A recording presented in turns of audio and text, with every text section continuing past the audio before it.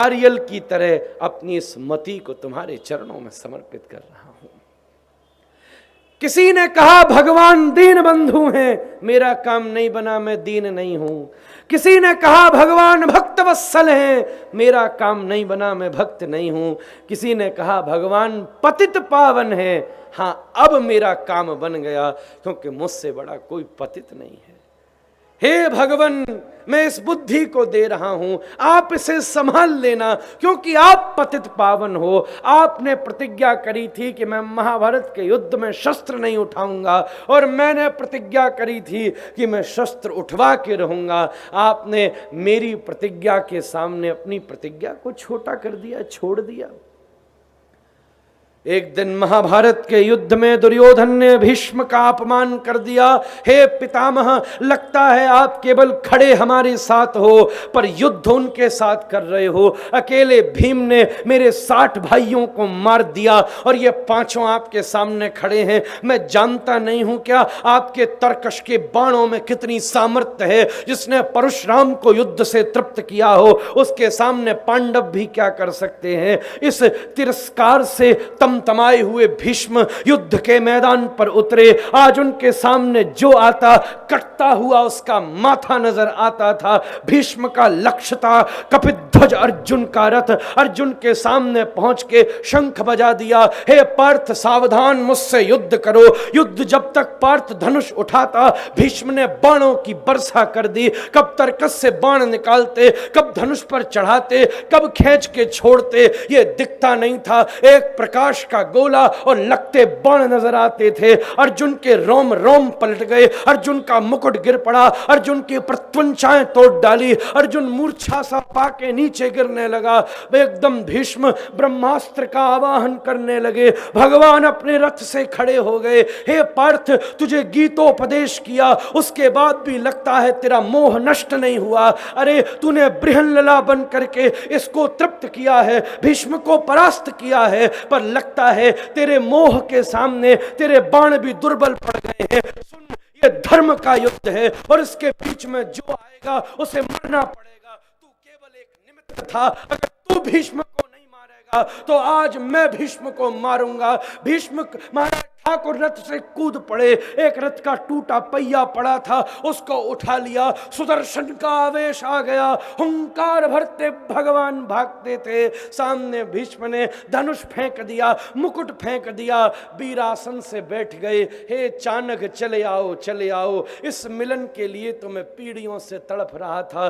धरती फट गई। अर्जुन भागा, पैर पकड़ लिया। भगवान मेरे लिए प्रतिज्ञा मत तोड़ो। अगर आप ही प्रतिज्ञा तोड़ोगे तो कौन प्रतिज्ञा का पालन करेगा। महाराज अपूर्व भाव से भगवान ने पीतांबर उठा के धरती पर डाला। अरे धरती, तू शांत हो जा, तू क्यों मुझे लीला नहीं करने देती। अर्जुन छोड़ मेरा पैर, मेरी कोई प्रतिज्ञा नहीं है। मेरा भक्त जो प्रतिज्ञा कर ले उसे पूरा करना ही मेरी प्रतिज्ञा है।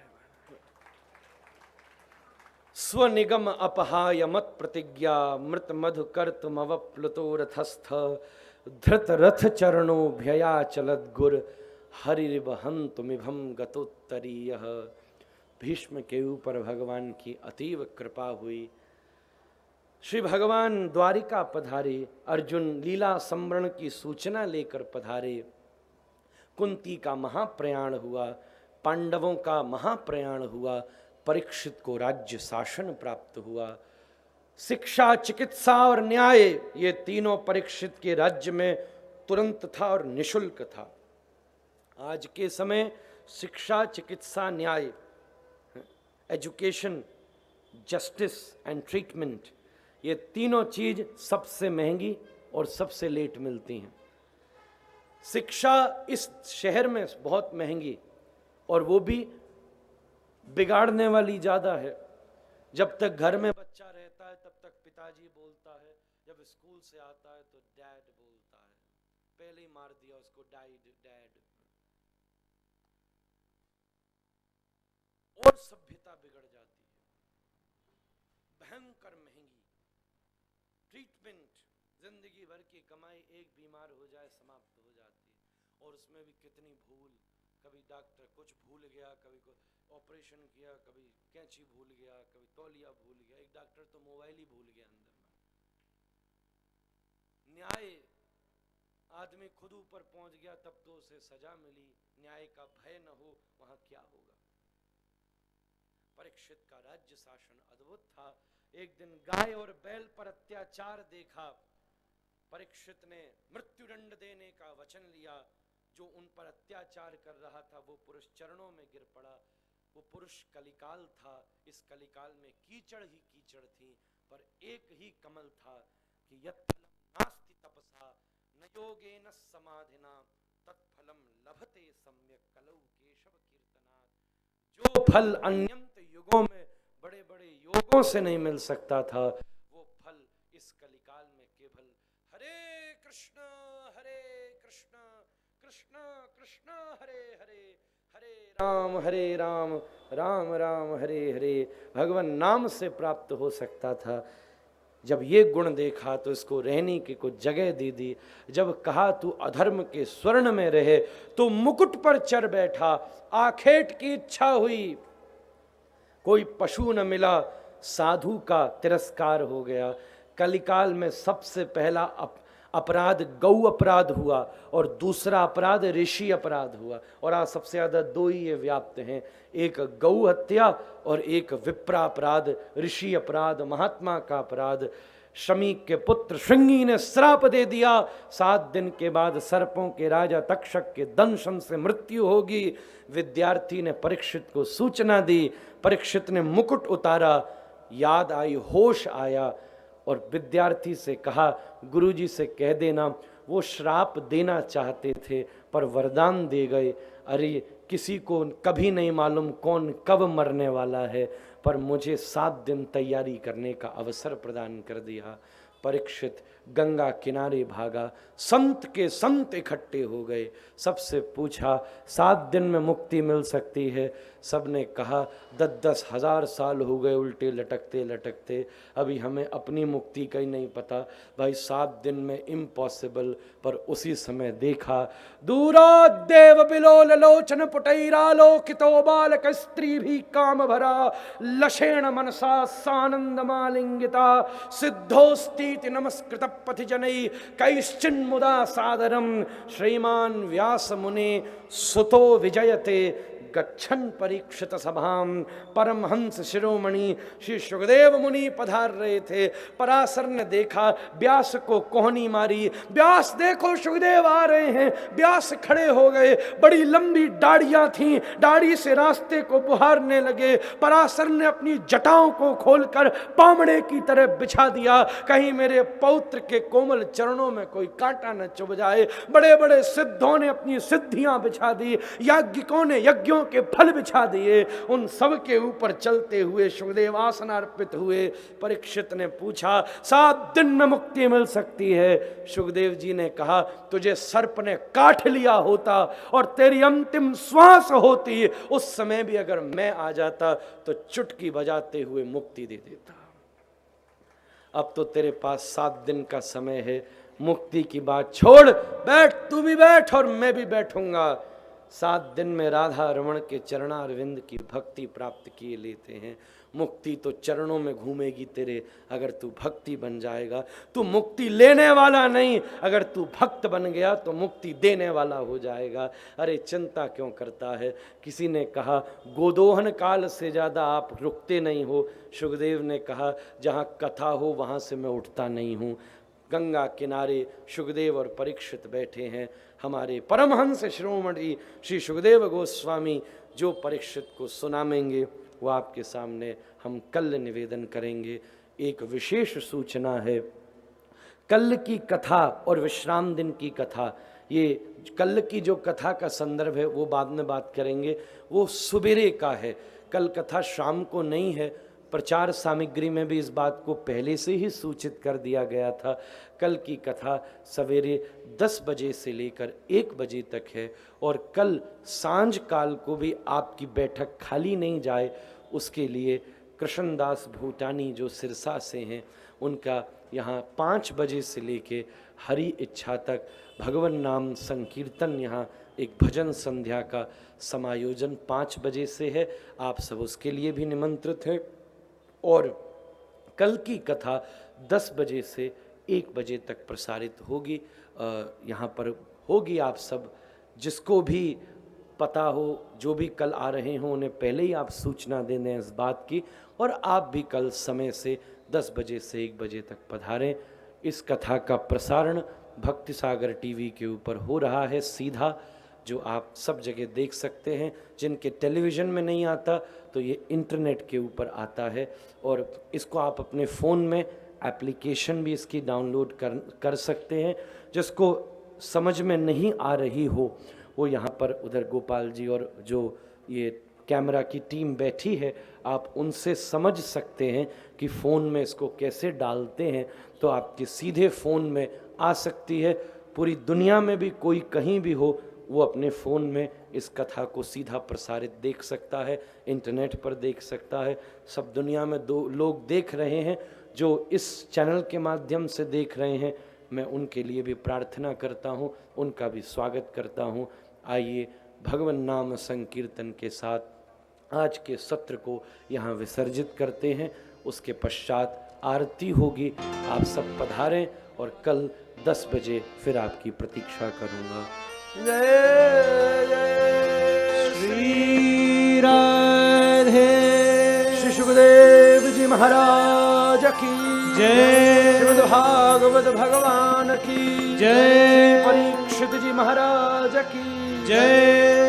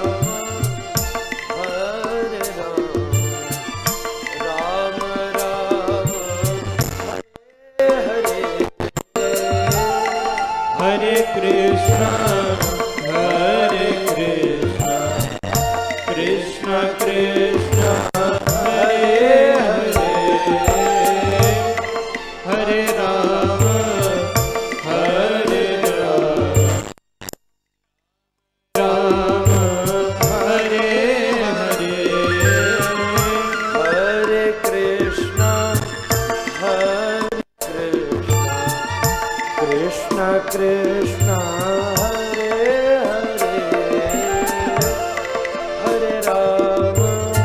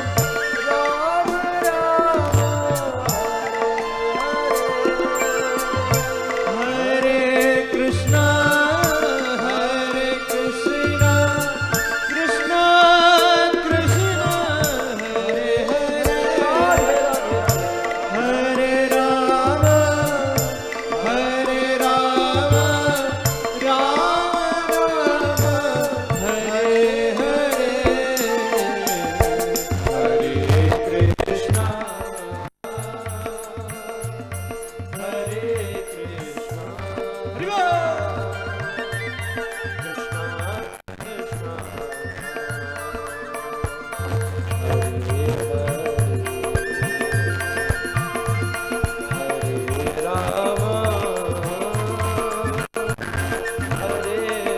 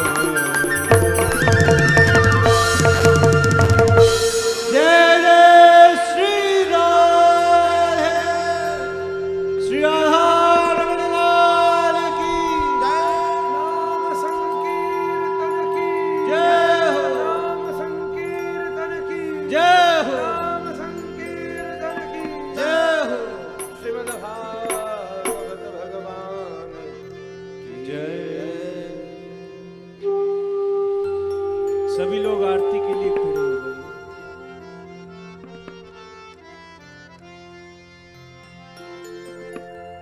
आज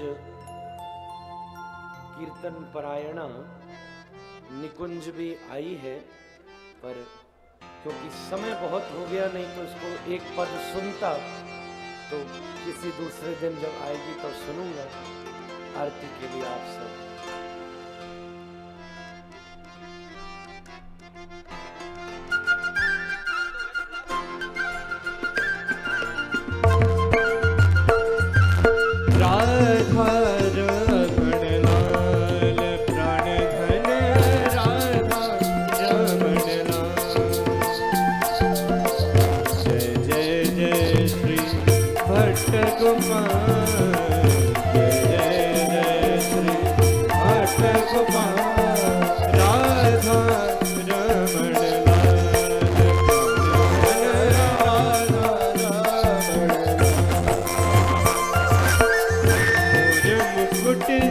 पीतांबर सोहे पर मुकुट पीतांबर सोहे उर्वेद सीमा शोभा उर्वेद सीमा राधा रमण लाल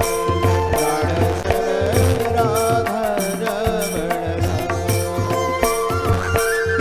आनन में मकराकृत कुंडल कानन में मकराकृत कुंडल बेदी झलके भार शोभा बेदी झलके भार राधा रमण लाल राधा रमण गरवाली अलके झलके गरवाली अलके झलके बाके नयन विशाल शोभा मोही ब्रज की भार राधा रमण लाल राधा कटिकिं करी पगनूपुर बाजे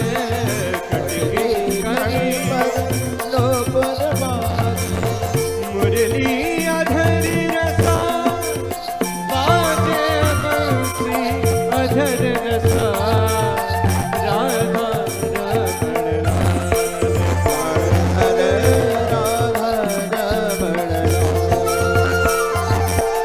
वृंदावन की कुंज गलिन में वृंदावन की कुंज गलिन में चालत चाल मरा शोभा चालत चाल मरा राधा रमण लाल राधा रमण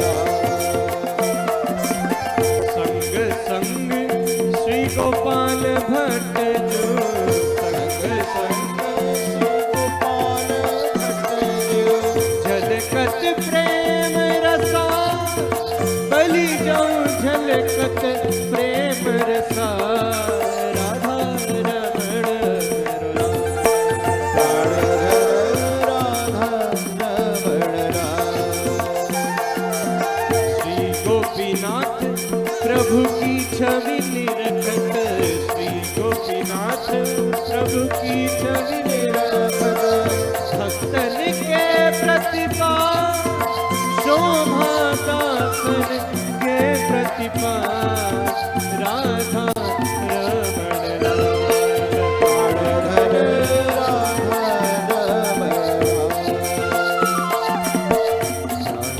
राधा रमण राधा रमण लाल राधा रमण लाल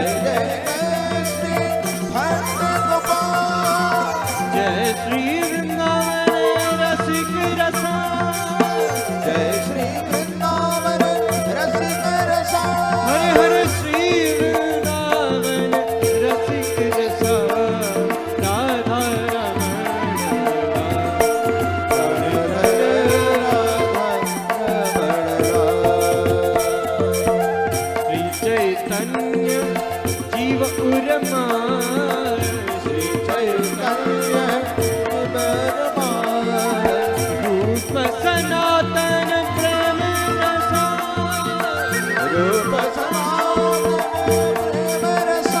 हर हर भक्त सनातन प्रेम रसा राम राम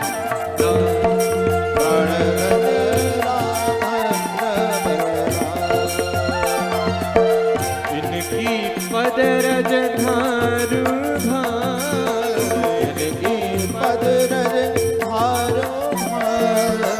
गोपीनाथ प्रभु करत निहार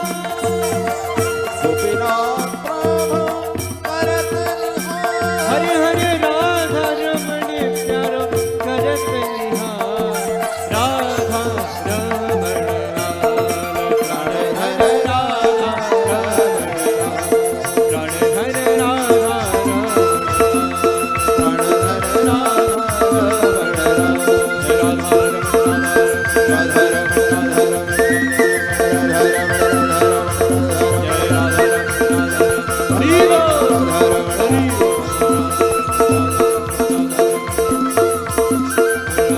हरि ओम जले चित्रे कृणं वस्वै देवादिवन्दनं आरुह्याठे आत्मादिवन्दनम् ओम जग्नेन नमय जन्तो देवस्तानि धर्माणि प्रथम शन्नदेहनागं महिमानः शतन्द्रचित्रपूर्वे सत्याः सन्ति देवाः हरिः ओम् एकदन्ताय विद्महे वक्रतुण्डाय धीमहि तन्नो दन्ति प्रचोदयात् हरिः ओम् शालकरामाय च विद्महे तुलसीप्रियायै च धीमहि तन्नो श्रीराधारमण प्रचोदयात्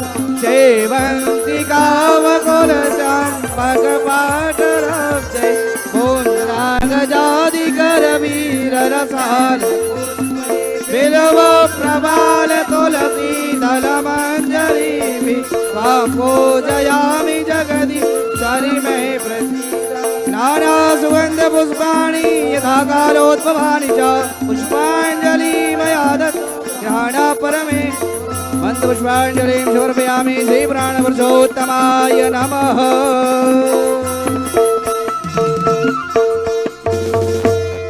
बोलिए राधा रमण लाल की जय, भागवत महापुराण की जय, व्यास जी महाराज।